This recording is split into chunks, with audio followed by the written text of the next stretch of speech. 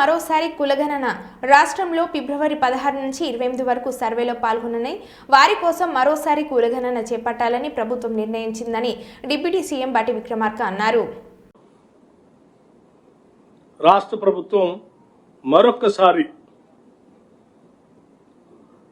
Enumeration చేపించుకోవడానికి ఈ left over families కి ఫిబ్రవరి 16వ తారీఖు నుంచి 28వ తారీఖు వరకు ఒక అవకాశం ఇవ్వాలని చెప్పి నిర్ణయం చేసింది. ఇలా లెఫ్ట్ ఓవర్ మిగిలిపోయినటువంటి వాళ్ళు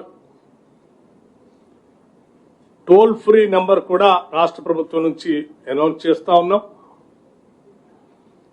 మండల వారీగా డివిజన్ వారీగా గతంలో ఏ రకంగా అయితే ఎన్యూమరేషన్ చేశామో ఆయా మండలాల్లో